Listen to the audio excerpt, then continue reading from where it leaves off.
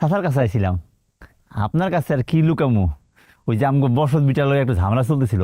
আমার ভাই আছে না, ভাই ওই জমিটা দখল করতে চায়। এটা নিয়ে একটু গ্যাঞ্জাম আছিল, এটা নিয়ে একটু চাচার লগে কথা কইতাম। আচ্ছা, তোদের ওই বিষয়টা না, তোরা এই বিষয়টা নিয়ে মাতবারের কাছে কেন গেছস? মাতবরের কাছে? আপনার কাছে আর কি লুকামু, আমি আমার বউয়ের গয়না বেচা মাতবরের 50,000 টাকা দিছিলাম। আচ্ছা, তুই 50,000 টাকা দিছস, গিয়ে দেখ তোর ভাইয়ের থেকেও ওই মাতবারে টাকা নিছে। কি কোন ভাইজান, সত্য?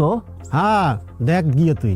আসলে তোদের দোষ না, আমাদের দেশে কিছু মাতবার এরকম থাকে যারা সহজ সরল মানুষদেরকে ভুলভাল বুঝাইয়া তারপরে এই ধরনের টাকা হাতাই নেয়।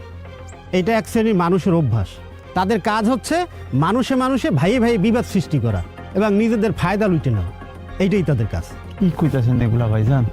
আচ্ছা বরকত, তোদের দুই ভাইয়ের মধ্যে না খুব ভালোবাসা ছিল, সেটা দেখলে আমাদের মধ্যে হিংসা হইতো। তুই কি জানোস, তোর জন্মের পরে তোর ভাই কিসমত ভাই সারা এলাকায় মিষ্টি আর বাতাসা বিলাইছিল। আমিও কিন্তু সেই মিষ্টি খাইছি। তোর ভাই তোর এত পরিমাণ ভালোবাসে, তুই এই মাতবরের কাছে না দৌড়াইয়া তুই তোর ভাইয়ের কাছে যা। তোর ভাইরে গিয়ে বল, দেখবি তোর সমস্যার সমাধান হয়ে যাবে। আমি তো কোনোদিন এইভাবে চিন্তা করি না ভাইজান।